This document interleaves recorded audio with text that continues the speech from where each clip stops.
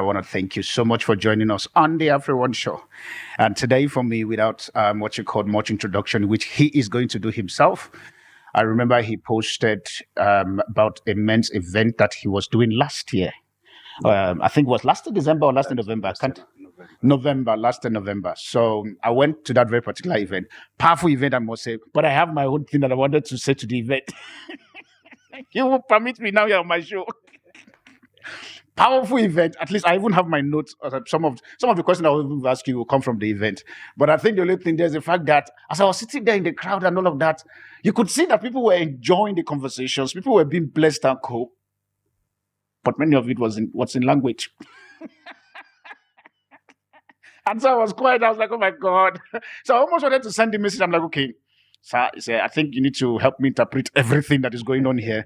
But as the whole thing was going, I really enjoyed it, especially when Daddy ended up speaking at last. And for me, it was literally a blessing. And ever since then, obviously before then, I've been following him. And ever since then, for me, I've always been looking for an opportunity to bring him to the AfriOne show. Ladies and gentlemen, without too much saying, because we have a lot of talk we need to do today, join me, welcome my very own apostle here in South Africa. He's a very gentleman. That's one of the things I like about him. Very gentle, very quiet. When I saw him with military uniform that day, I'm like, okay, whoa. I didn't see this part coming, but it's okay. Join me, welcome. Apostle, I think it's Jezile, so that I don't make mistake here. Apostle Jezile. Thank you so much for coming. Thank you, man. Some time here. I'm privileged, honored to be here with you. I believe that will be some insights, foresights and hindsights that we'll be sharing concerning today's topics. Otherwise, I'm really blessed to be here. Thank you so much. For the people who are meeting you for the very first time, if they say, who is Apostle Jezile? Who is he? My name is Mzwakhe Jezile. Is my Mzwakhe, yeah. I tried to pronounce the name, it wasn't coming. So that's why I went to the other side. Let me come. I'm like, if I am that South African name and they remove my permit, now I'm married to your sister or to your daughter. Before you guys collect your child from my hand, I'm like, choose the one you can use. Yeah, that's my name. I'm doing an apostolic work, founder of the Altar Ministries Men Mandate, which focuses on issues pertaining to men, and passionate about marriages as well. Do a lot of marriage seminars. Issues pertaining to men and marriages. Why did you go, if you permit me to ask you, why did you go into that very particular genre, for lack of better word? Because now, sometimes when you do this work, you have to use the popular terms. Why do you choose to go into marriage and issues pertaining to men? Look, Apostle, anything that is not going right in society can be traced in those two spheres. Marriage and men. Okay, that's interesting. Men and marriage. Because if you go to Genesis 1:26, when God said, let us make man in our own image, in our own likeness, then the Bible says he created them male and female. Chapter 2, he formed man. So already there is a protocol and pattern of governance, which means, therefore, if we get a man right with God, then that man will be right with his wife. That family will be right with his children. So the society... If we get a man right with God, yes, sir, that man will be right with his wife and also reflect on his children. Exactly. Wow. Okay. So once we break that pattern, even if marriage happens, already the foundation has cracks. That is why the most important thing in Genesis, if you read it, you'll find that God created them both, but formed them separately. Okay. So a man was formed first, which means now it's key for a man to walk with God even before he walks with a woman, which happens vice versa in our time, because you find a man who have walked with a woman for years, and then you find God later. And sometimes even the women who even bring the man to God. Most of the time. Yeah. So already the pattern is messed up. So my interest in developing and equipping men is based on that. Okay. If we got the foundation right, then everything else will fall into place. You talk about pattern, and I don't want to lose the thought that Yes, because of the pattern has been messed up. What patterns are we talking about that has been messed up for those people who are currently watching you and they're like, okay, this man, you are ruffling feathers already in less than 5 minutes. So what patterns has been messed up at the moment, especially within the context of a man and a woman that you just alluded a few minutes ago? The formation patterns are already messed up. Okay. Because the creation patterns are with God, but the formation ones are given to man. Because when a man is formed, he becomes physical being. It's something you can see, something we can touch. But the creation one talks to the issues of spirituality. Okay. So now, when we talk about issues of man and marriage, you cannot ignore issues of patterns. Actually, the word pattern, it brings back to the word paternity. Okay. As well, which is where you trace the origin of a person. It must come from a paternity, which means a father kind of side. Okay. That is why if a child does not know who his father is, the suspects will be called in. A DNA will be taken. The suspect will be called in. So the patterns will take that child to the real father. In fashion as well, fashion industry, the word pattern is there. Before you see the trouser, the dress, the suit, it was drawn first. Then from a drawing, the creation to a formation up until to the end user, which is now a consumer or a customer or a client. So the problem with us is that we ignore the patterns. Then we question when the formation is not according to what we thought it will be. That is why even in the building industry, the house is finished before the bricks are laid. True.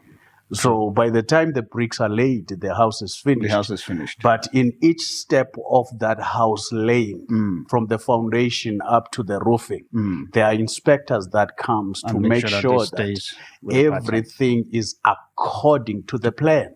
So even if it's halfway, but it's not according to the plan, they will issue a decree that it must be demolished. Because what you are building is not what we have drawn. What has transpired that makes the pattern, especially for men, for it to be ignored or for it not to be in view?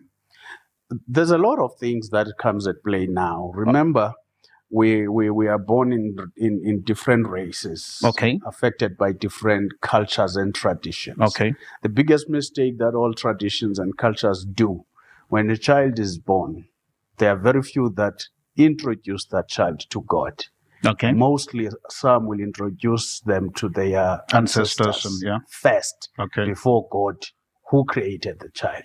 So already we have messed up with the pattern there, because we didn't take the child to who created him or her. From the labor ward, you will find out that most children are born in the absence of their fathers. And that is the beginning of a problem. Absence of the father in the sense that the father is absent in the life of the mother, or the father went to work and the mother was at the hospital giving.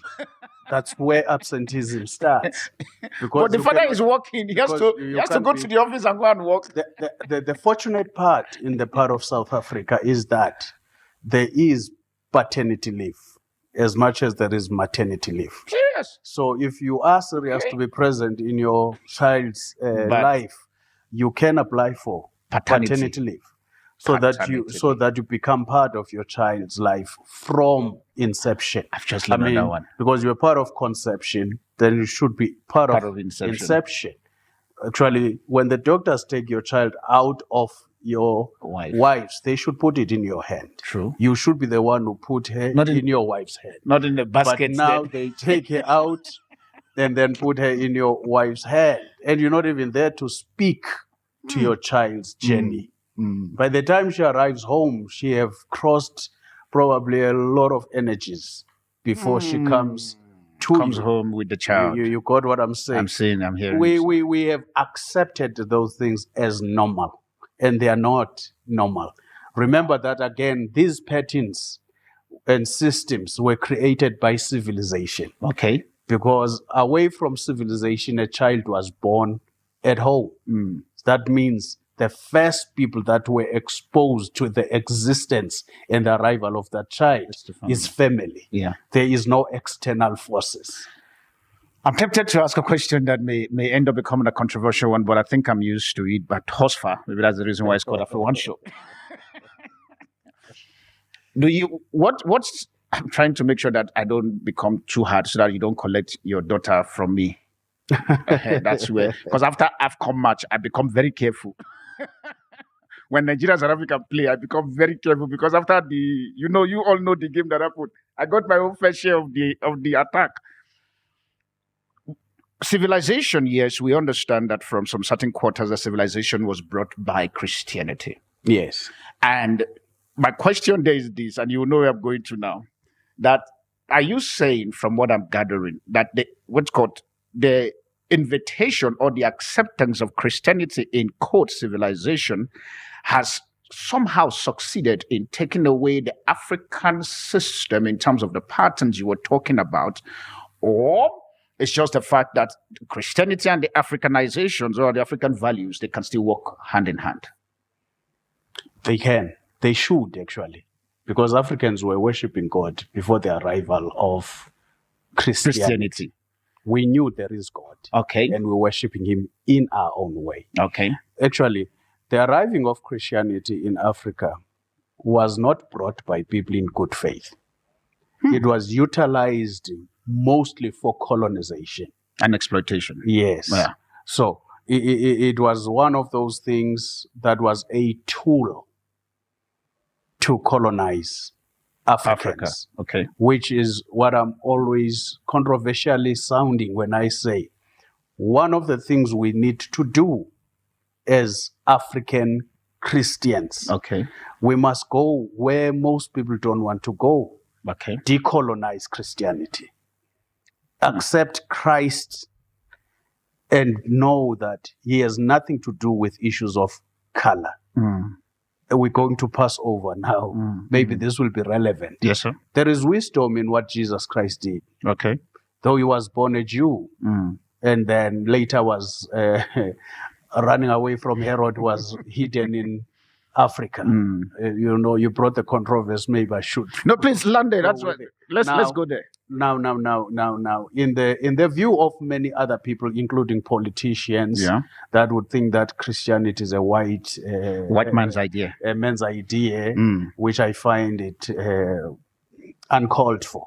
Because which means we doubt the wisdom of humanity if we can localize it. I hear you, sir. Now Christ being said that he was white, my question is that can you successfully hide a white person in a predominantly black-dominated territory? There is no way. Already there, we don't even need to be deep in spirit. We just need to use common sense. Yes, sir. There is no way you can take a white thing and hide it in a black environment with a hope it won't be found. There is no way. There is no way. In God's wisdom, he knew that if he's in amongst people who looks like him, nobody will find him. To a point that it took God to say, take the child back. Not because there was no search that has been done. The search was done, but to find him was not easy. It was not easy. You got my point. So immediately we talk about the issues of color. We covered that. But the issue here was that humanity must be redeemed through sacrifice. Then that is why we look at the issue of blood than color. You will know that in issues of biology, there are about 4 types of blood. Okay. And these blood must correspond to each other in terms of transfusions. Okay. Which means if I put a wrong blood in you, instead of healing you, it destroys. It will complicate to a point of killing you. But only Christ's blood that can universal. Be given to anybody without any complications. Yes, sir. So the issues of race, color, and everything else are not there. But looking at your question about what Christianity did in Africa, it did both good and bad. Okay. Now that we know there is so much truth in it, we have to deal with the error that also was brought with it. Because that is why now we have to go back and forth in issues of is it white, is it black? Sometimes we don't even count or rather discuss the issue of is it Jew or black. We say is it white or black, which is not even a question because I already tried to answer that. Probably we say is it Jew or black, we can even have a deeper conversation on that one because Jews relocated, migrated from Africa. So it's very rare to stay in Africa and be white. Very because nature calls you to be melanin because of the weather issues and other factors. So these are just issues. So all of these things are most times the colors issues are all pigmentation of the skin. Exactly. Exactly. So these discussions sometimes they go out of where they're supposed to be held. Just like starting a fire out of a fireplace and hope the house won't burn. Because I usually say, Apostle, again, when we have these dialogues, we must look for solution, not for excuses. True. Because most of the time when we have these dialogues, somebody has a conscience down there that may I be doing something right the wrong way, or may I be doing something wrong, but I want to right it. The Spirit does talk to you. So that controversy starts within self, and then self seeks answers externally. And of course, every leader will have followers, whether he's right or wrong. Christ never disputed that when blind leads the blind. Exactly. He never said the blind cannot lead. He says when the blind leads the blind, they will lead each other to the ditch. But the fact is that they did not end up in the ditch without the leadership. Now, I'm happy you said something as we were talking about where as much as we have these deeper conversations, and I know my question to you was, did civilization stroke Christianity brought in the whole issue of silencing our African culture and stuff? Now, if we want to get to the point where you just said now solution, how then do we begin to balance the whole concept of Christianity and our Africanity, just to make sure that we don't lose? And in which, from what you were saying, just the fact that today I want to make it a soft talk, but obviously if it goes deeper, it goes deeper. Otherwise, we'll have to bring you again for us to now go into the real deeper conversation so that we begin to unearth in this very particular so-called Christianity that was brought by this other race. I think if I use the word other race, then it makes sense. So what are the solution, or what are the implementations we can then begin to take as Christians so that by the time we engage in our Africanity, we don't then be seen as being demonic, who is then serving a Jesus Christ? Now, maybe to answer that indirectly, we should question what does Christianity means. Because Christianity is more in a character matter than a person. Christianity is a character matter than a person. Yes, I'll try to define that. Yes, sir. Because remember that Christians never gave themselves that name. Yes, sir. It was given to them by observers and followers of what they were doing. And then eventually they say they are like Christ. That's what then giving the meaning to what they were saying, we eventually called ourselves Christians. So the name came out of character of the then believers, because they were once called believers, they were once called followers of the way. So in other words, they were always called about what they are doing. So in other words, when we perfectly exercise Christianity, it is for those who watch us to call us that. So in other words, we will always fight when we want to make Christian a civilization. A civilization is a concept that has been brought along with Christianity. That is why I said to you, we might need to decolonize this. Because when our character speaks louder than our visibility and the things we do, we might attract people who will see that we are focusing in to be more like Christ than the rest of what is termed Christianity. For instance, Christianity is under attack. Because most Christians don't live the life of it. As a result, those who watch us, who are supposed to call us Christians, don't really know what to call us, but we're already Christians. So they will say Christians are judgmental, blasphemous, hypocritical. How do they collect all this? By observation, which means there's something we're doing wrong versus what the Christians before us were doing.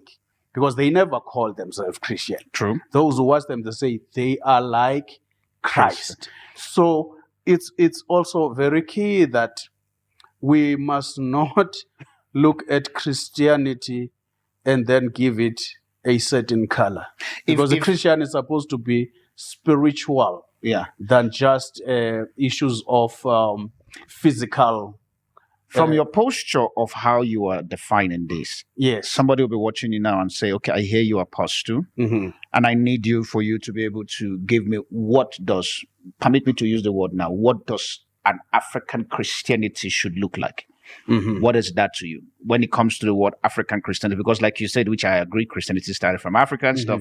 We were already worshiping God before the whole stuff come. I agree 100%. Yes. But now sitting here and hearing you saying all of this very particular one, and also as an elder in the body of Christ, you've done your research, you've seen all the narratives, and that's why you stand to believe and you stand to say what you are saying now.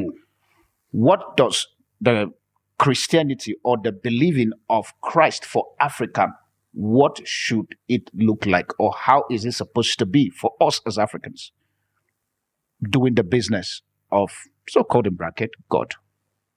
It should be like Christ. The pattern is Christ.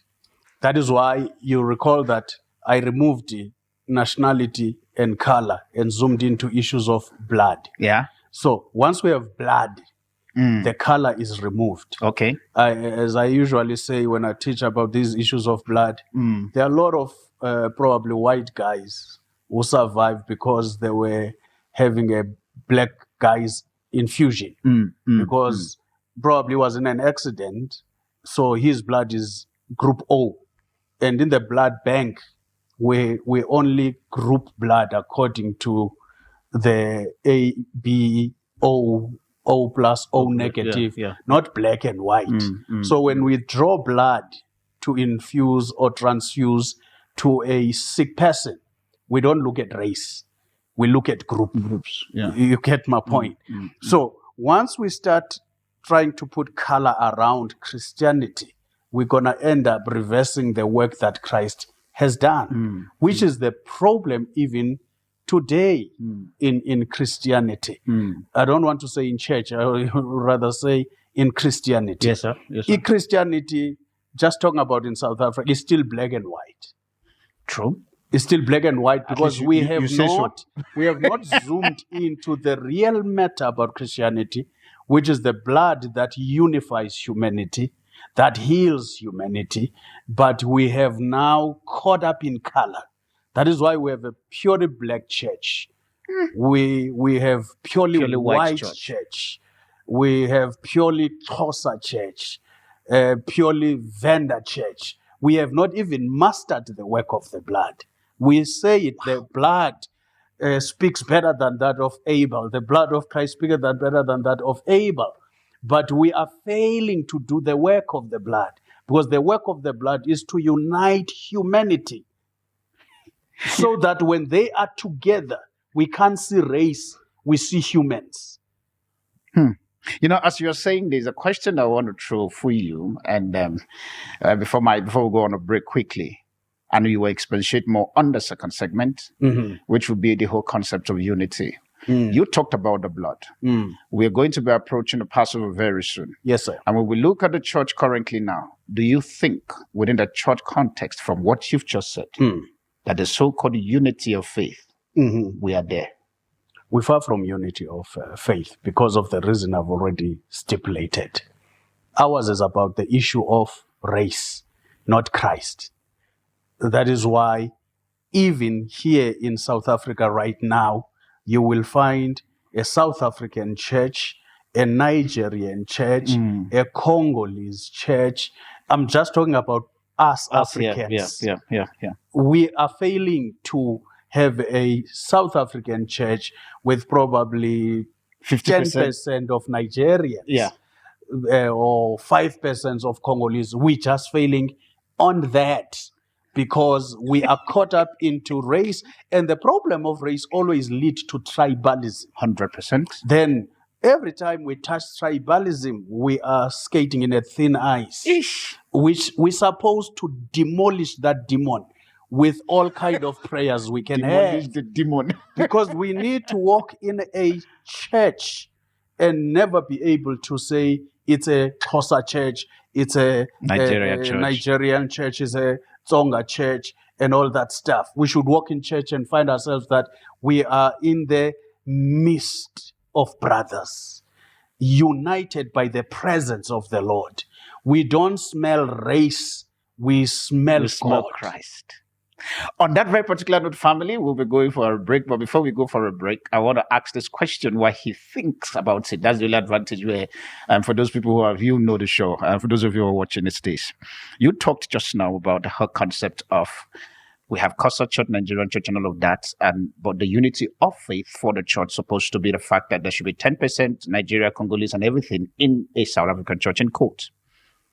At the moment, as we begin to prepare to go for a break, what is the discrepancies that is causing this togetherness for us to be in one space as Africans, regardless of your race and your color? What is the battle that is making this very particular separation or segregation to hit us all, where we can find 10% Nigeria in the South African church?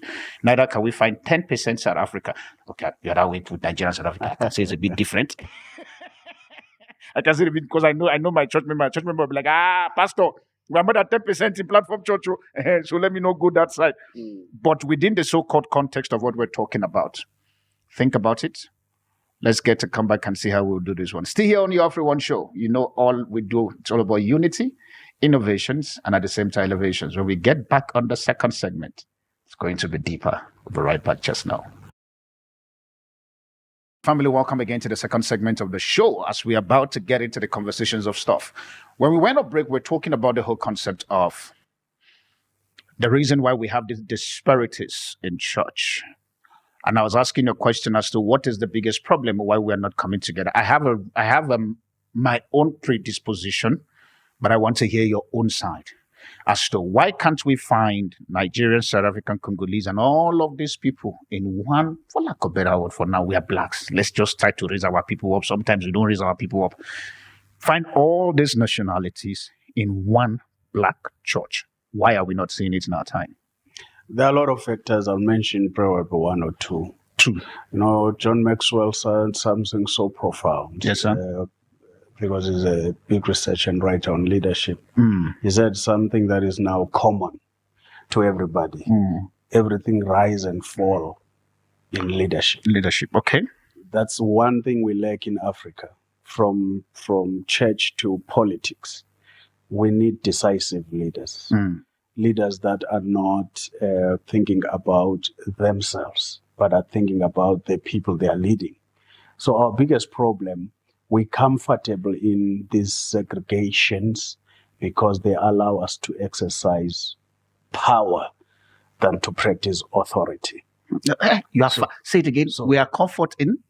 We are comfortable in our this segregation because they allow us to exercise power more than become practical in authority.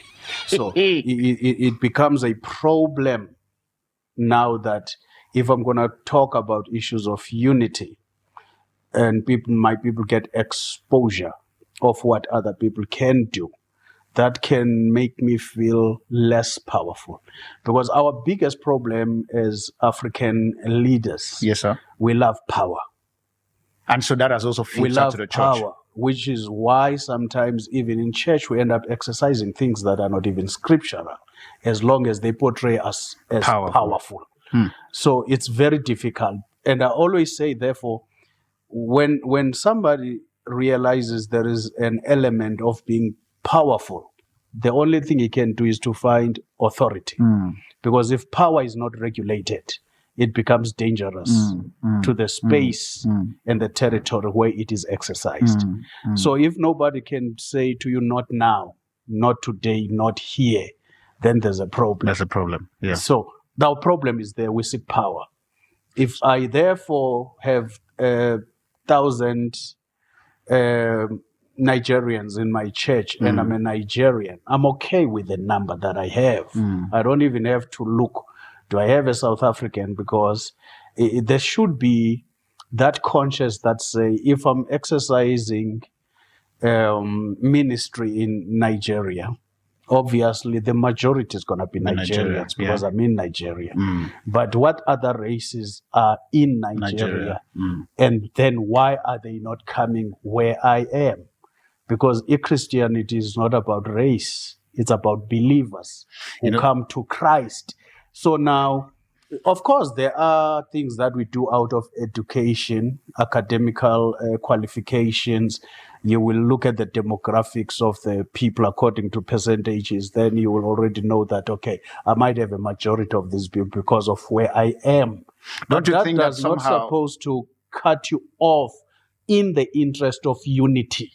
We must have all people in one space. Don't you think that the reason why somehow, and this is me just throwing it out there, because sometimes when I sit with elders like you, I then apologize. I say, please let me be Elihu. When I saw that guy in the Bible, it makes my life very easy. I say, Father, thank you. At least with this work I'm doing, I can just be Elihu. And I'm like, if Job can allow Elihu talk, I don't care how father you are, please let me be Elihu at this moment. Don't you think the reason why, and I choose to be corrected, the reason why currently in our African churches in South Africa, I have a church here, so because of that I'm also included, is the fact that we have tribalized and nationalized our church.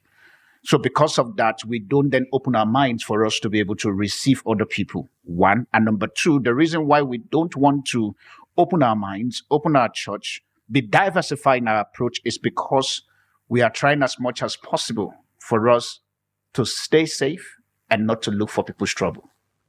You may be correct in that, but maybe research can prove you right. But you also agree with what I said earlier. Okay. We tend to be comfortable around issues of culture because whatever I'm doing will be relevant to my church member because we are of the same culture. Okay. The traditions that I'm actually introducing in church, even if they're not biblical, they might be very relevant to a Xhosa person, which means now we can even shift from biblical standards and be guided by cultural and traditional standards and be okay with it because nobody's going to challenge us scripturally.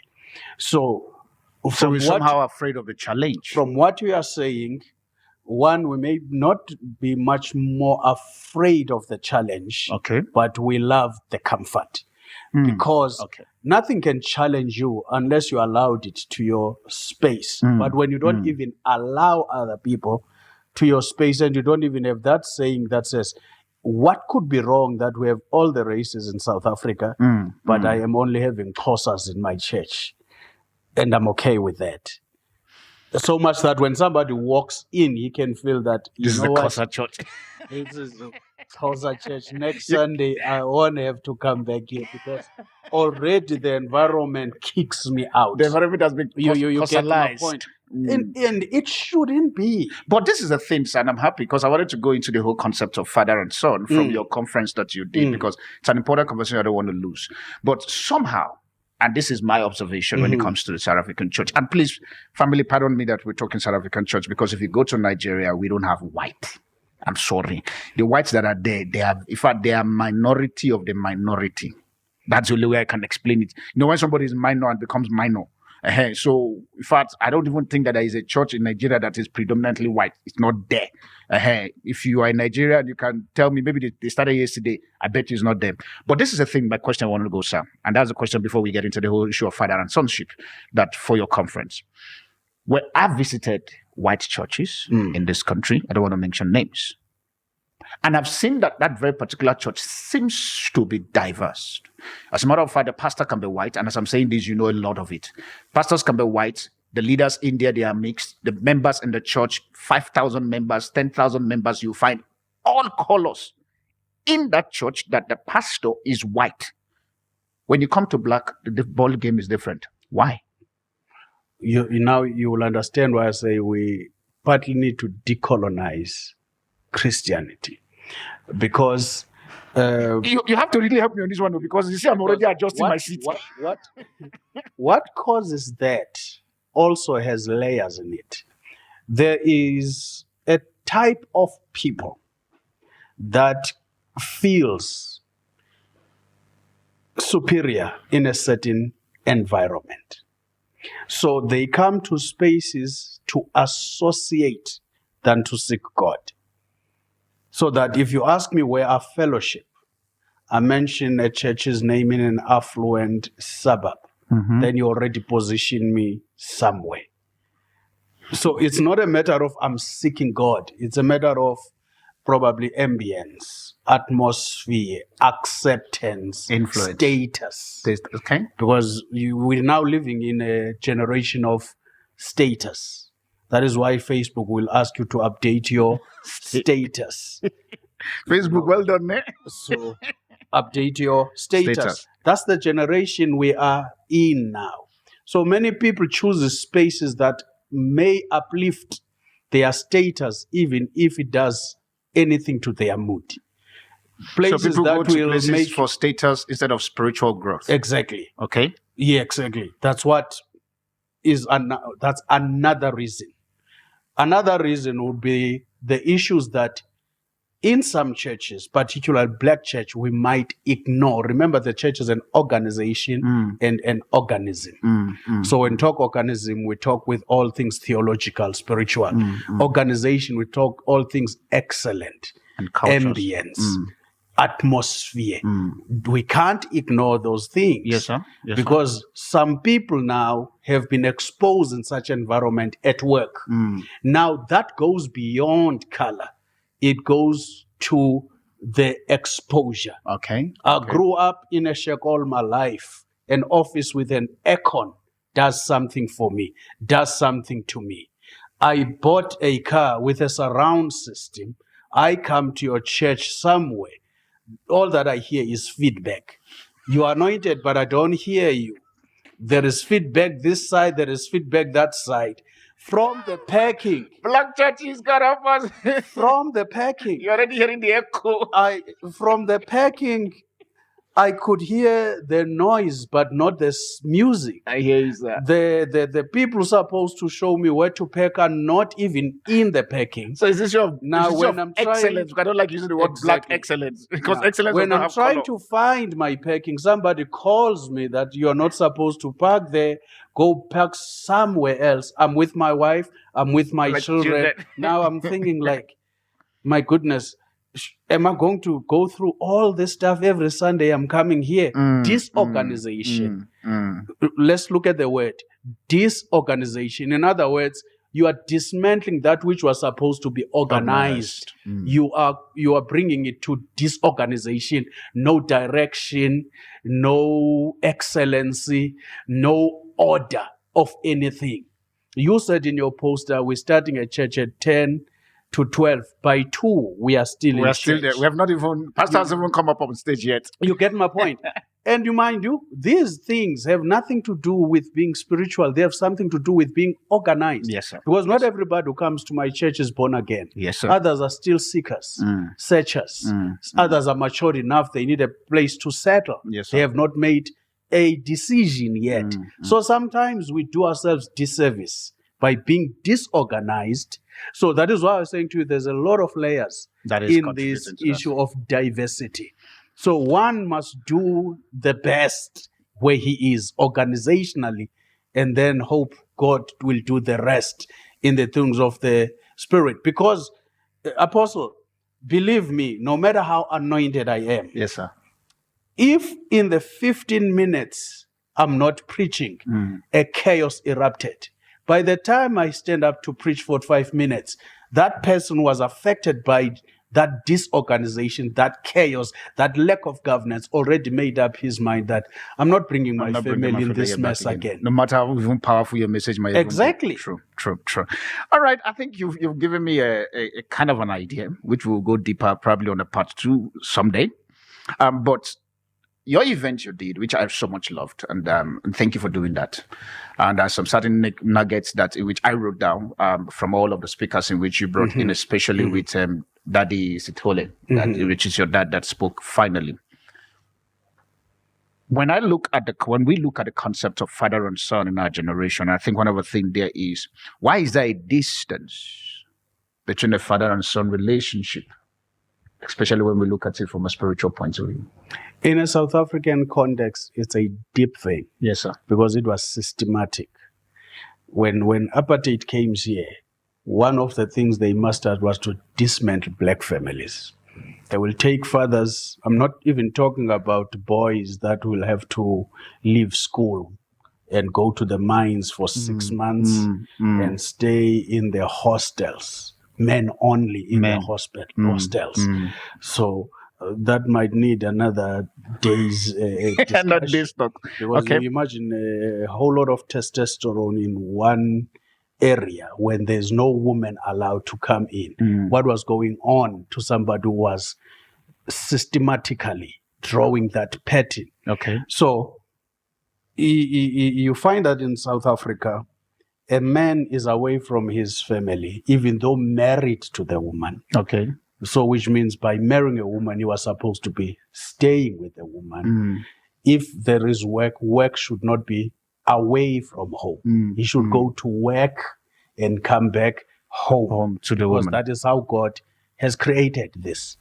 Because look at how God created this. He created a garden, then a woman. There are a lot of similarities between the land and the woman because both these spaces need a man's seed. Okay. So if you take me away from my second garden, who do you expect to water that garden? Because you already fired me in the job that God has given me so that I take care of the job you are giving me by killing the one that God has given me. Yes, sir. So the issue of fathers and son in South Africa has been systematically designed that relationship must not be there. While these guys who draw this system will report on mine and go home to a home where there is a wife and his children. The park is not far for them to play. School is not far to play. I don't even know if my child is at school. I will be able to see him after 6 months. I leave my wife pregnant. I arrive when she has given birth. That system was bad. So having that kind of an organization is trying to close the gap, is trying to remedy the bad system that was created to dismantle our homes. Because we are really trying, Apostle, but the results are not coming as fast as they should be. Because that's what I wanted to ask the now. system is running itself now. Wow. Because the patterns are developed in our thinking. Yes, sir. Now we have to undo years of damage. If I'm to ask you now, based on the fact that you pioneer such narratives concerning father and son relationship, and also you said about marriage also. And I think if I'm remembering your word at the first segment, you said man and marriage, which obviously man includes both his wife and the sons and the children. So what do you think will be an innovative way? Obviously, like you said just now, it's the parallel between this apartheid system of taking man away. The system already currently now is running without anybody watching it. Now, my question there will be, what is the innovative way that you think at the moment that can foster a relationship between a father and a son, regardless of the fact that we understand this parallelity that is currently on ground? What innovative way? From your standpoint, it may not be something that is workable now. It may be workable tomorrow because you are still in the process in terms of what you call grouping this relationship together. Yes. Innovative way from your side. The first thing, we need to close the gap between man and God. We need to close that gap. It must not be there. Once that gap is closed between man and God, man will begin to know who he is first. Second, what is expected of him next. But we find that man is very difficult to come into the church circle. Let's be honest, if we look at our church numbers, you're an apostle, we run church together. When we look at the church numbers, literally at the moment, women are more than men. So it says a lot of things about men not coming to church for them to be able to find themselves with a relationship with God.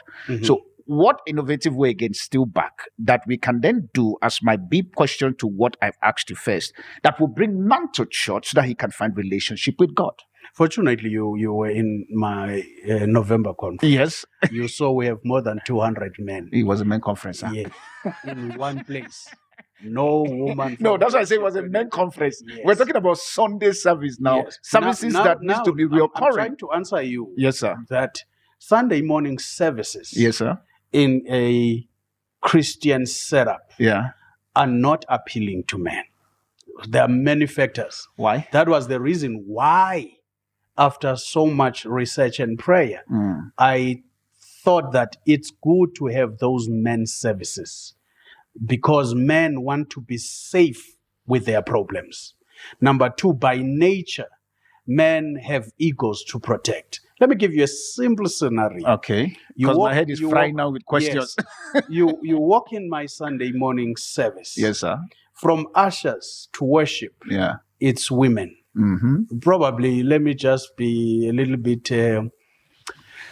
diplomatic and say the guys. I don't want to be diplomatic because when I say woman, Yeah. There's a level of maturity that comes with that space. Okay. Let me probably say girls. Okay. From ushering to worship, you have girls. Okay. So by the virtue of leading, you give them authority to whosoever is going to come to their space. Now I come with my girl, same age as the girl who received me in your church, who's not going to allow me to sit where I want to sit, who's going to tell me in the presence of my wife, where must I go and sit with my wife and my children? It's a simple exercise to somebody else, but to a man, it's a lot to take in. You get my point? Yeah. My wife don't tell me which seat I must sit at home. I choose it because by nature, I'm authoritative. Yes, sir. By nature, I have an ego to protect. Exactly. Now, from entry, I'm told where to sit by a girl younger than my firstborn.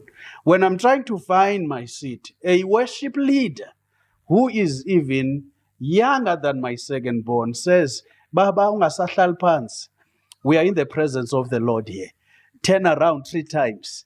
Dance. Shona phansi, Baba. Get down. Go up. Sideways. You get my point. Okay. And to an ordinary person who has been in a church setup for long, that's a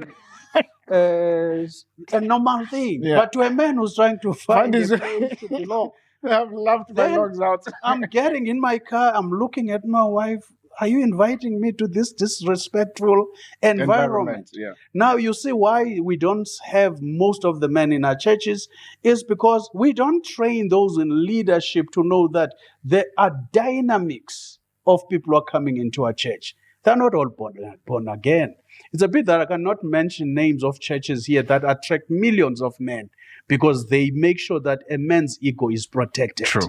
He remains the head of his house. Yeah. He gives him authority to lead certain things so that his wife can learn to submit. In our charismatic and Pentecostal, you come in there, you're tired of dancing sometimes you have your own sicknesses that your age is not allow you to jump up and down. Baba, you can't dance like that for God. You can't dance like that for God. You can't sit down when we are dancing for God. We're in the presence of the Lord here. Now I have been even now take myself off the church.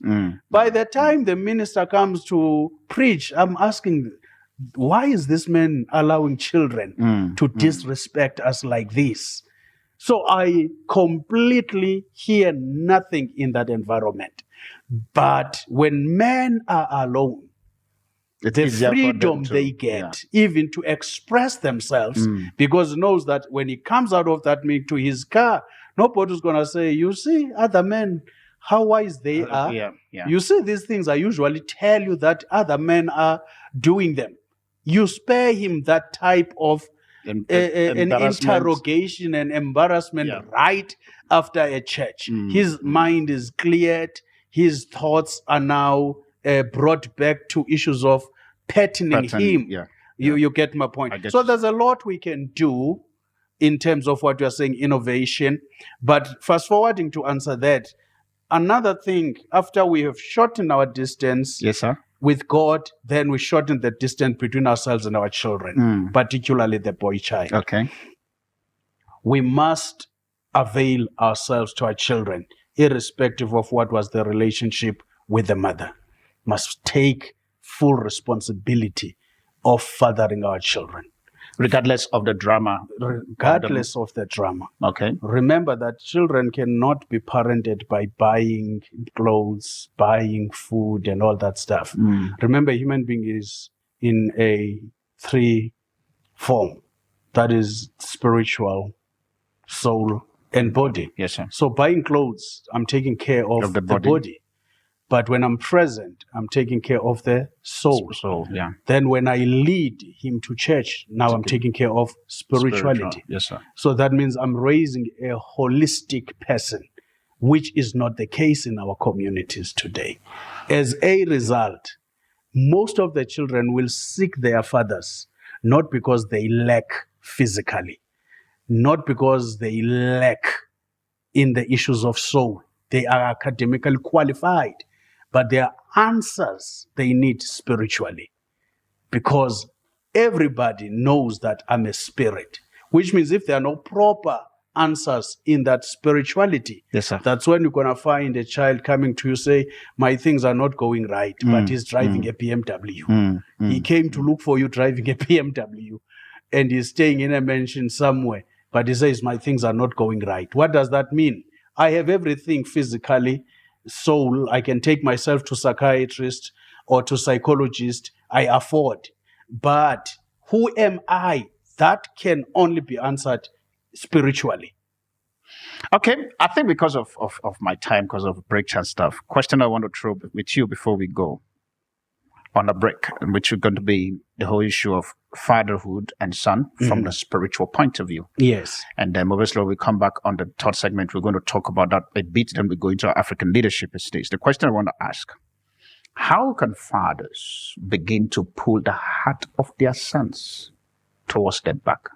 Because at the moment we begin to see within the spiritual context, and I'm not talking about biological fathers and son now. I'm talking about it from the spiritual part. I'm happy you talked about the whole issue of soul, spirit, and body and stuff, but we understand that as minister of the gospel currently now, there's these spiritual sons and daughters we have, but somehow they are far. How can fathers begin to pull back the heart of the sons? And what needs to happen for sons also themselves to understand the heart of their father, so that it can be planted in building this very particular thing called the unity of the faith, in quotes, the church.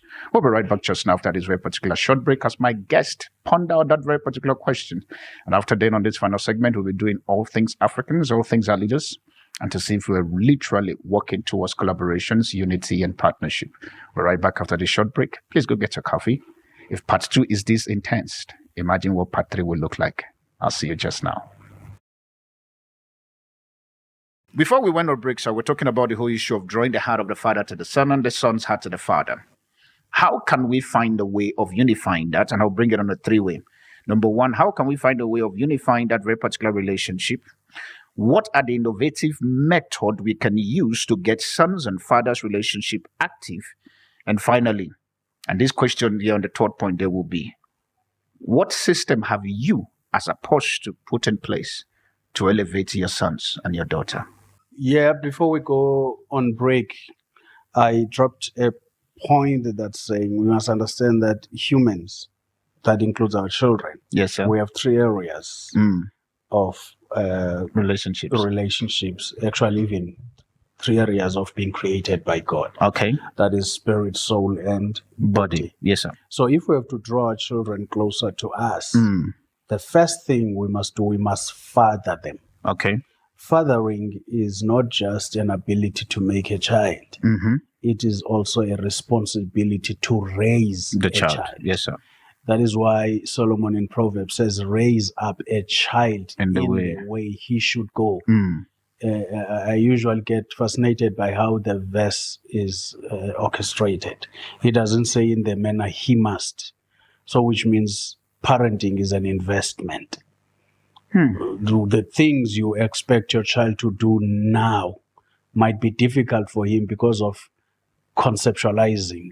Okay. Remember, you're not talking in the level of a child as a parent. Yeah. You're always talking the level of being a parent. Yes, sir. So it takes wisdom to know that I'm talking to a child here. Some of the things that I'm saying might be too heavy, too big for him. Yeah. But this is the investment you make in a child, whereby your child will be old enough to say, you know what, my father said this. Now you're reaping dividends. You're no longer there, but your words lived and left with him. Yes, sir. So that is why you must be intentional. Now, this is another aspect that I usually say to people, that the blessing of being present in your children, you give them a space to court what you cannot taught. Because some things can be taught, others can be caught. So in your absence, those which can be caught cannot be, because you are not there. Okay. But those which can be taught are not there, because the mother must play two roles now, Okay. which she is not created to play. She's created to be a mother, and that's it. Not to be a mother and a father. Yes, sir. But in Yes, the sir. absence of a father, now she must juggle between the two roles, which means you deprive your children to grow and become a holistic person. Yes, sir.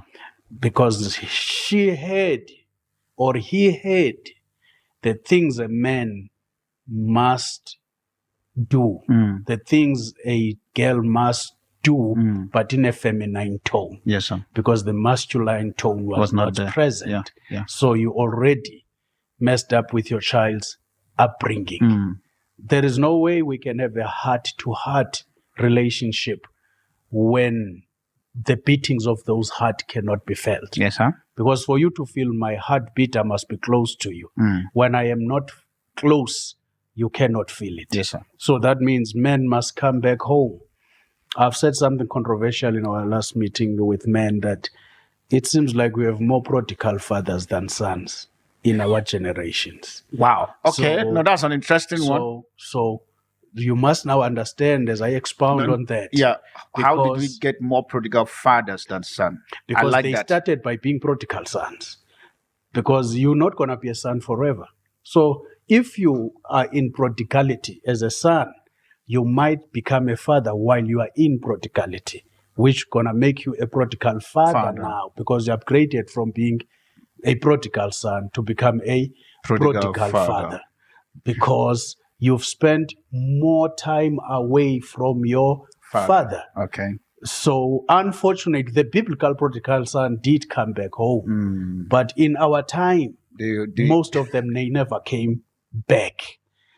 And that story is deep, Apostle, Yes, sir. because the Bible says for the prodigal son to come back, he has to discover himself first, which means he was not present from the time he left.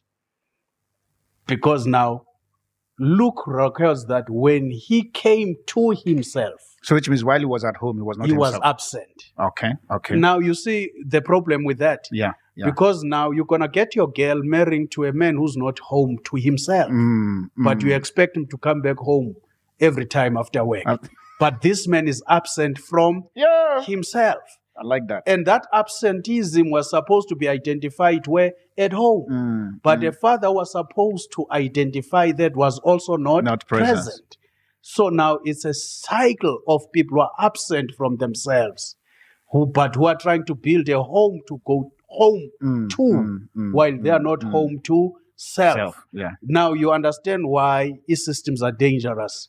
Because physical, I can build a house, even though personal, I'm absent to self. Yeah. I can build a mansion and see no reason why to come back to. I can build a mansion and go sleep in a shack. True. Because why? I'm not present in myself.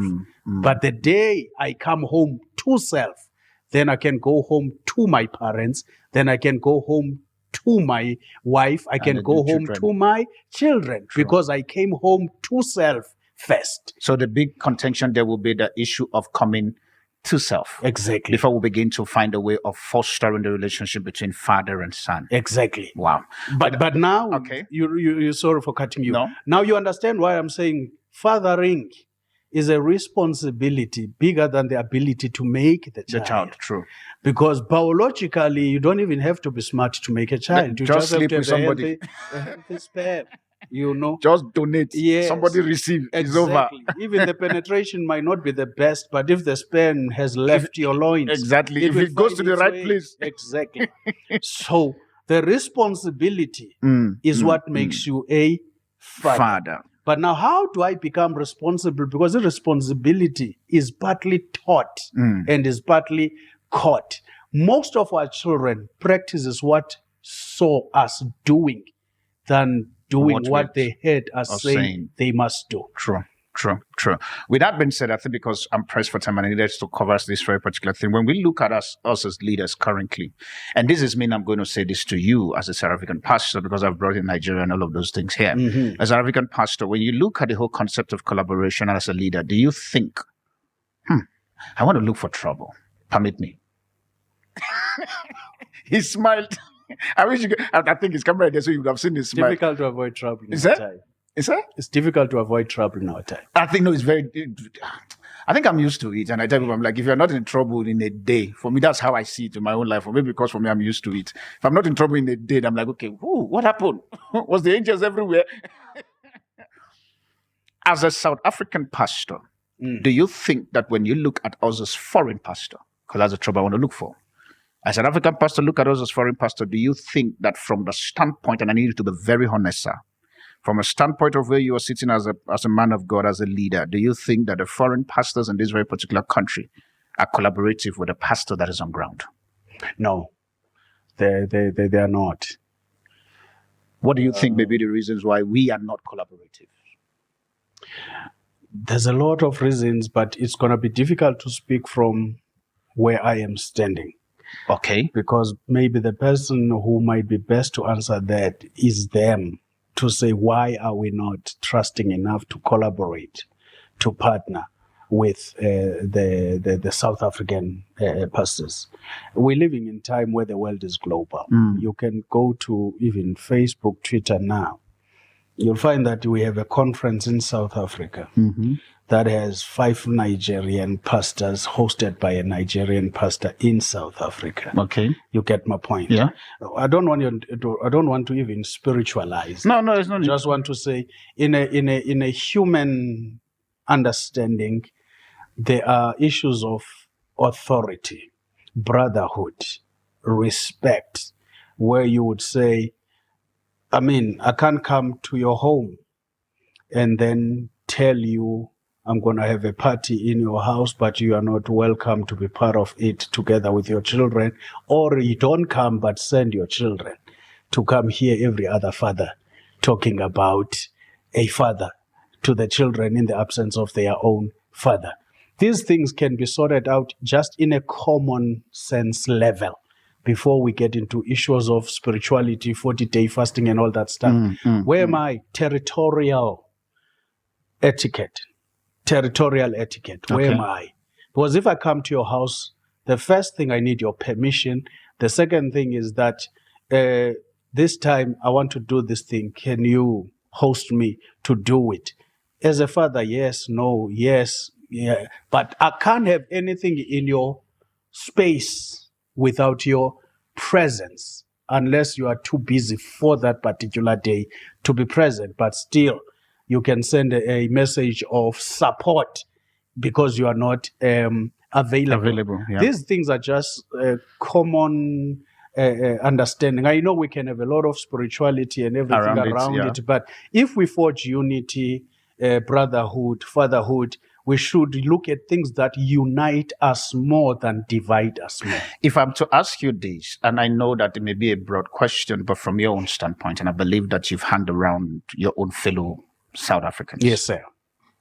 Do South Africans embody the spirit of collaborations and looking forward to collaborate with the so-called leaders who are non-South Africa in South Africa?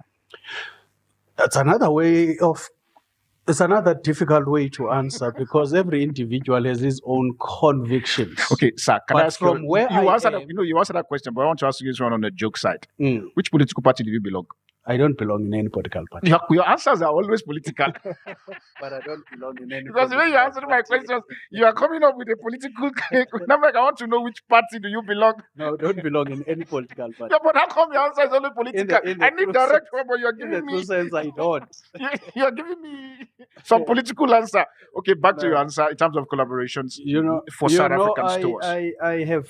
I have friends that are not South Africans. We're very close. I've been in their churches. They love my ministry because mine is not about race. It's about Christ. As I'm sitting with you as a Nigerian, I don't see a Nigerian. I see a brother that is pushing a kingdom agenda, Yeah. which is supposed to be at the core of our friendship, our kingdom dealings. We are pushing the kingdom mandate, not personal mandate. 100%. You know, so if we can just stop, Apostle, this game of power in the kingdom of God, collaboration can start there. If we can just know we are all called by God to advance the His kingdom agenda and equip the saints to do the work of the ministry according to Ephesians 4, then we will be on the right track for unity. If just stop the game power. I think I've not gotten my answer. I have a reason. I have a reason, because one of the things with AfriOne show is the fact that we try as much as possible to foster unity in our conversations. At least thus far, you can see. We try to look for innovative ways, which most of the time when I ask questions, I ask innovations and stuff. And also, how do we elevate one another? Now, I'm going back to the question again, because I am seeing some certain narratives that is currently being peddling in South Africa. And trust me, I am not happy. In the sense that maybe because for me, I have taken South Africa as my home. Yes. To the point that South Africa has blessed me with their daughter. I like saying to people, I said, see, I am part of the furniture. 15 years. Let me say it, South Africa, please, I have paid my dues. Like I have paid. It's okay. Don't add more. In terms of paying I have paid. Because of that, for me, back to the question. Within your circles of influence and the people you sit around, I understand you, sir, that you have people who are of different nationality that you foster collaborations and partnership with, or you're friends with. The average ones you sit with, are they open to collaborations with the Africans in South Africa? And if yes, how do we maintain that? And if no, what needs to happen for us to be able to unify, collaborate, and innovate together? That's my question, sir. It's a yes and no. Okay, now let's start with a no. I like yes no. And no. There's motivation that makes it some to be reluctant or not willing to foster some relationships with one another. Okay. One of those is the issues of character. Okay. How do we carry ourselves around kingdom matters? Some feel too powerful, too superior. Then, of course, I will excuse myself to protect myself in an environment that is like that.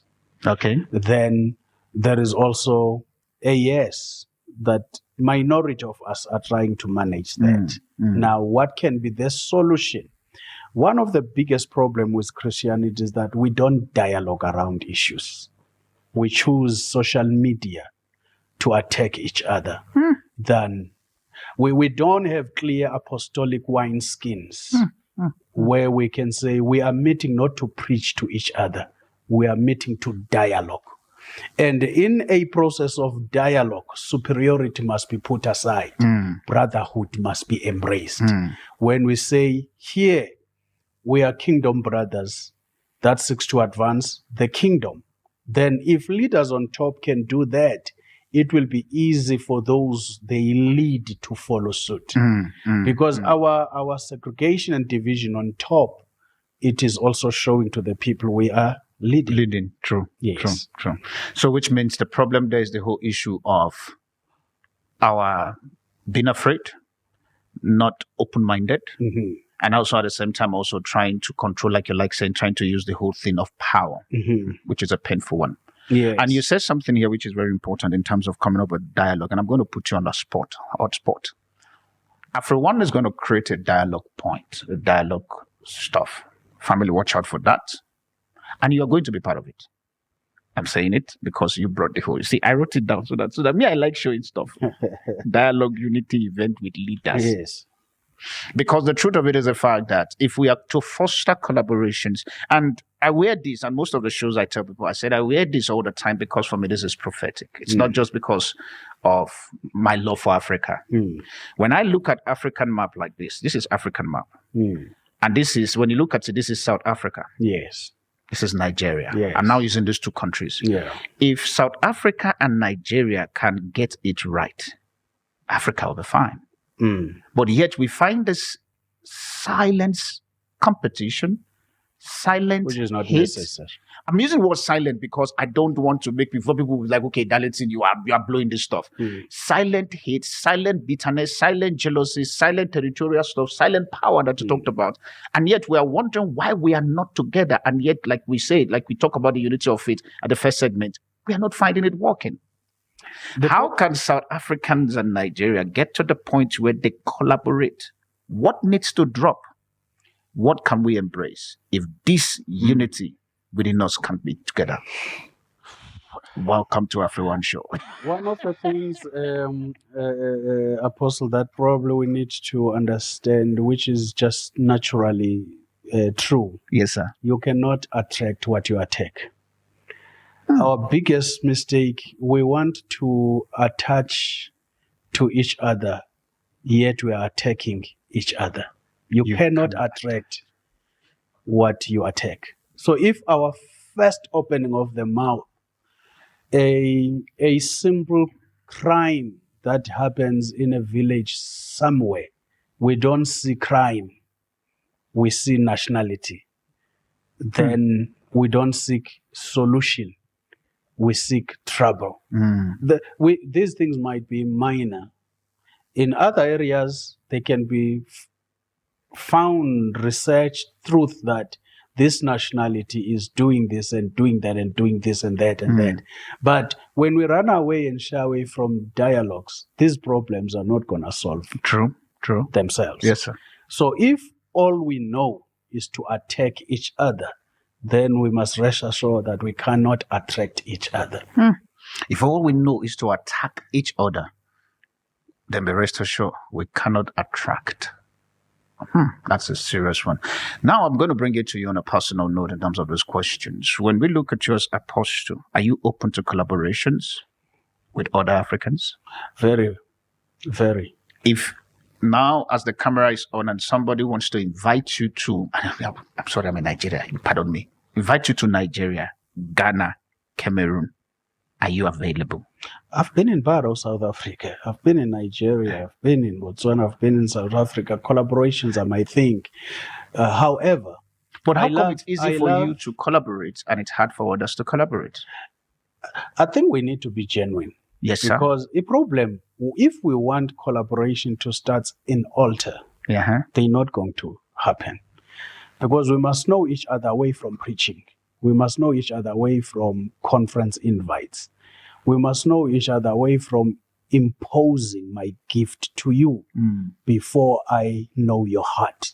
Because Malachi 4:6, which you use as a foundation of this last segment, is a heart-to-heart relationship, not pulpit-to-pulpit relationship. So which means we're all doing pulpit to people. That's the problem with us. That's the problem with us. That is why we have circles even within the kingdom. You know that if Jezile has a conference, you can tell his speakers before they are even... Before the poster is even out. Exactly. So if we can just do those things, when we talk spiritual, we truly become spiritual about matters. Remember that all that we see now was not there in biblical times. 100%. These things are brought by migration, dispensation, and civilization, and also globalization. True. Because in eve of social media, it's easy to know Jezile because on YouTube, you're going to pick up a message by him. A friend is going to talk about him. Then you begin to follow him. Then you begin to love the man. But now you can't invite a gift and not the person. True. Because most of the time we invite people in our pulpit, not them, but their gift. Their gift. And so because of that, we're not relational. We are investors. I don't know the man. I know what he can do. When you look at our leaders currently, or probably, if I go to the leaders part, when you look at Africa as a continent, and I'm happy that you've traveled and stuff, and you look at a continent called Africa, what goes through your mind? Man, this is a gem. This continent is a gem. We have everything we need here. Our problem is divide and rule. We have everything we need. In this continent, we have everything we need, from spirituality to economical issues. Do you think we have leaders who can help us push that narrative? But now you just dropped something I was going to say. Yes, sir. Our biggest problem is leadership. That's our biggest problem here. It's leadership. That is why having all that we need here. I mean, you talk prayer. We pray here. No, the Africans were the. You talk. That's why we don't have those dangerous hurricanes. You talk sport. We play here. Yeah, we you play. talk arts. We have musicians here. We're not even talking skill or spirituality or whatever. Just the skill. Instrumentalist. Somebody will play something and feel like, no man, this guy must have extra fingers. It's just that God has gifted us that much. He has extra fingers. But it seems like we don't know what to do with what we have. Instead, we use these things we have to divide ourselves than to unite ourselves. If you were to become the president of Africa, and I'm not saying South Africa, I'm not saying Nigeria. If you are to become the president of Africa, what will you want to see? And in that, how do you intend to achieve that thing that you want to see? To be president. You're a president of your church at the moment, so just take that mindset, become the president of the 54th nation, because you're already a president. Look, man, I think one of the things that we need to embrace as leaders is change. Adapt. Because sometimes it's difficult to advance if you cannot adapt and adjust. So you must know where you are. You know, there's a scripture that is so powerful in the scripture of the sons of Issachar, who understood the times and also knew what to do.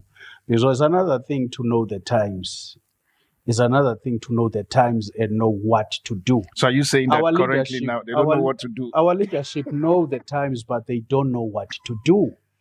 I don't want to call out on some people, but the problem is that we just expect things to happen by chance. But naturally, things don't happen by chance. They happen by intention. Yes, sir. We got to be intentional. For instance, our youth in a political space don't have a clear vision of what must we do and why they are from there. Where we are and what we have, because there was no clarity of vision from the leaders.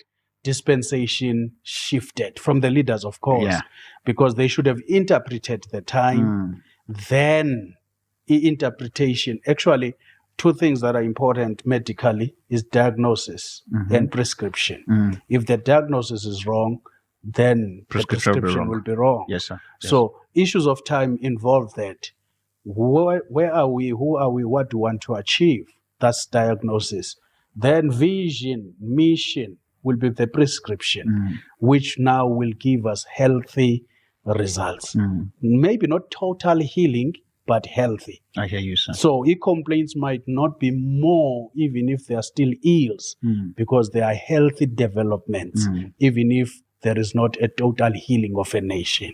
If we're to look at you, because of my time, I'm trying to press and stuff. Obviously, like I said, there are dialogues that I know that we did not go deep because obviously we're building foundations. Yes, sir. If we're to look you from your standpoint and from the experience and having traveled and your openness to things of life, do you believe that this continent, 54 nations, will ever get to the point where we'll become one? We will never become one. That was fast to answer, sir. No, we will never.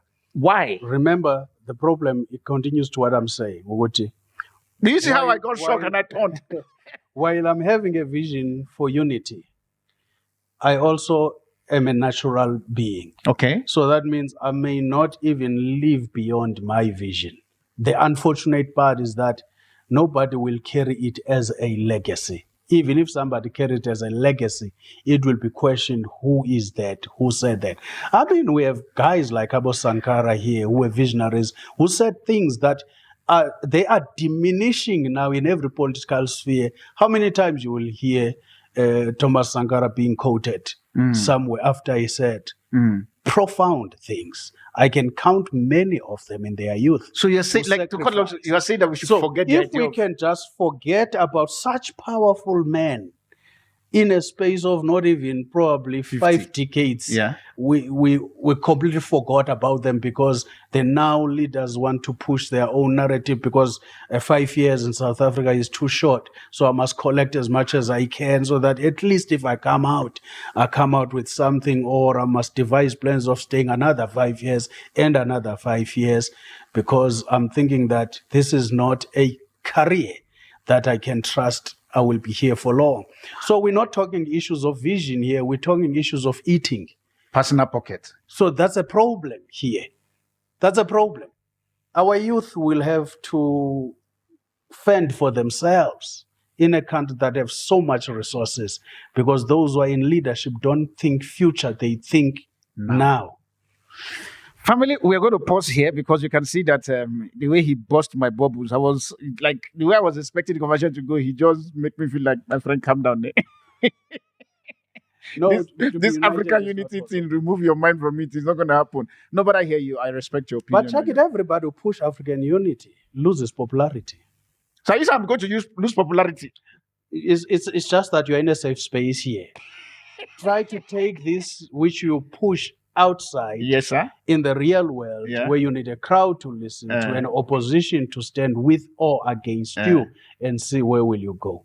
Once you stand for African unity, it becomes like a far-fetched thing, yet it's a possible thing, but those who push it don't get enough support, because now they talk about issues of conscience, and the conscience is not what we like, because it's going to show our errors.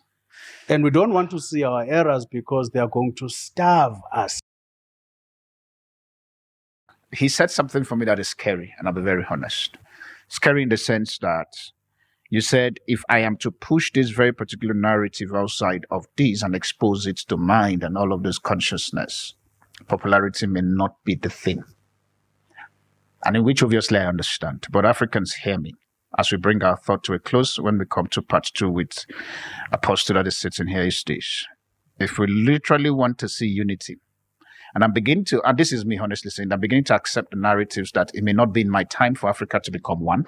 I'm beginning to choose to believe that, because obviously when you sit with elders like his kind, sometimes like the Bible says, not go to the ant. That scripture, I like the scripture all the time. The one, I'll paraphrase it, but you remind me. The one whereby, I think it's in Jeremiah, where it says, go to the ancient path and seek for wisdom, and you will find rest for your soul, and something like that. I'm going to the ancient path. And from what the ancient path is currently saying, it looks as if this is going to be a narrative that is going to be very hard. If you were to, final question before I ask where people can find you, if you were to write your name and leave a legacy for your children, what would that be? Love one another. Support one another. Love one another, support. That's what your children will see that you have emulated and you have left for them. Exactly. That's a powerful one. Love and support. Okay. So one day I'm just going to rock up in your church. I'm like, Pastor, we are doing prayer meeting here. Then I'll tell you said support. What is your favorite scriptures that I know you're a pastor and you're a man of God, you have 2 billion scriptures in your head. Yes, sir. But you have one favorite that every time that you look at that scripture, it just gives you hope, smile, encouragement, whatever. What is that scripture? To him who is able to do exceedingly abundantly above all. That was fast. Right now, I've said 5. So, to him who is able to do exceedingly abundantly. But thank you so much, man of God. I appreciate you. Yes. How can people find you in terms of those who are watching you currently, and how can they locate you? I'm easy to find. My number is... He's not easy, because I had to go to... You see the way I said it in Nigerian drama. It's not easy. Let me help you. In case if you think that this is camera that is talking. We can start with my number is 0822163844. Okay. 0822163844. We'll put it on the screen in case if you... Facebook, Mzwakhe Jezile. You can search for me there. I'm always there. Okay. Yeah. Well, family, in case if the numbers and the Facebook accounts that he's just said, you can get hold of him, please, you can email us, which is a1@afrione.africa. A1 at that, like A, letter A, then 1 A1 at AfriOne.Africa, so we'll be able to make sure that you get hold of him. But man of God, I celebrate you. Thank you so much. Thank you so much, Apostle. I hope you enjoyed the conversation. Thank you for having me. I hope I didn't fry you. I didn't. I hope when I come to visit your church, you will lock the door against me like this one. It's dialogues that are needed. Dialogue that I needed. No, Of course, we are human beings. We have to agree to disagree in some matters.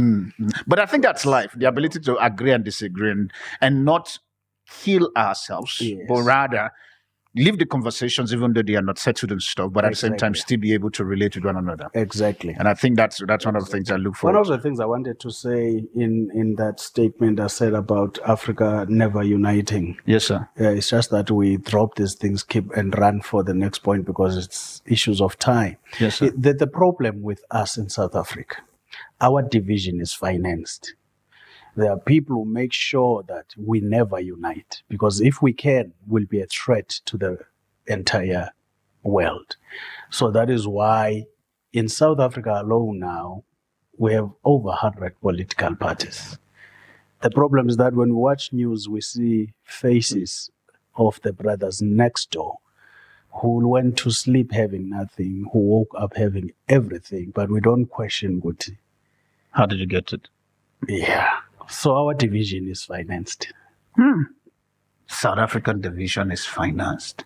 I'm tempted to say, in terms of the financing, and I know that may be trouble. Even the African division is financed. No, it's financed. I hear you. Sometimes that's why when I tell them, when I see these West guys comes into Africa and say they are trying to help us, I'm like, I would help. Are they helping? They're not helping us. They're hurting us. No, that's more that. I'm like, when I see your WHO, I call names WHO. What's the name of this other one again that's currently peddling now on CNN? Even African Union and all of these very particular things has been financed. And so sometimes that's why 2063, they say is around the corner. That's why I choose to believe what you've just said now as to the unity may not be possible. Because obviously 2063, we can see the date, we can see the year, but we don't see the actions that leads to it. And that becomes a problem. But we'll see.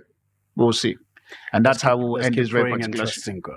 I think I choose to believe in prayer and trust in God, but we also need to take actionable step. Because sometimes we can pray and trust, but what steps are we taking? With that being said, family, I'll see you on the part 2 with him. But this is the end of this very particular show. Please, I want to encourage you, subscribe, follow, share, comment. If something doesn't settle down with you, please feel free to send your emails. And obviously, for many of you who've sent your emails, we respond back to you simply because we want to make sure that you understand who we are. And please understand as we bring this very particular thought to a close, this very particular show, comments made and reviews are solely the individuals and has nothing to do with AfriOne show, its stakeholders and the partners who are with this very particular show. So please, before you throw your stones, read the disclaimer. Because sometimes look as if Africa, whoever said that thing before, look as if that guy is right. That if you want to hide the secret from the black man, put it in the book. Because some of you are making me to believe as if that statement is true. So please read disclaimer before you start throwing stones to the guests that we have on this very particular place. With that being said, I remain your Afropolitan Apostle, Darlington Steve. Bye for now, and God bless you. I want to make a call. I'm looking for like-minded people who believe that they can work with me and my team. And for some of you, literally, you may not be here physical, but you can choose to collaborate with us either adversary level, connection level, even monetary level, because hear me, we are currently now with a team, we're putting up some certain events and shows we want to do that will involve traveling, and that will also cost us money in terms of paying the staff, hotel accommodations, and all of this very particular thing. If you're a government agency, or maybe you're a private parastatals or a private business, you own something that you feel that you want to use as your own way of supporting this very particular narrative. You may not be sitting on the camera like my kind, but your money, your intelligence, your wisdom, your advice can help us and can channel us. I need advisors. I'll be very honest. I need advisors for me. The Bible says the multitude of counsel is there is safety. So I need a lot of counsel to be able to guide me. I'm calling that I need partnership. I need you to join me to collaborate and to build this very particular AfriOne. You may be a graphic designer, a videography, whatever that you are doing. Come, let's work together. Let's work together. With this being said, I so much appreciate you for taking out the time to listen to me today or to watch me. And I believe that this is not the last time we're going to be seeing you. This year, literally, expect mind-blowing shows, expect conversations that are going to be thought-provoking, and expect some certain narratives we are going to be deliberately doing with government officials and business and people. We are pushing ourselves literally into the water. And that's why we need you to collaborate so that when our feet get to the water, we can guarantee that your boat is by the side to pick us up. I want to say thank you.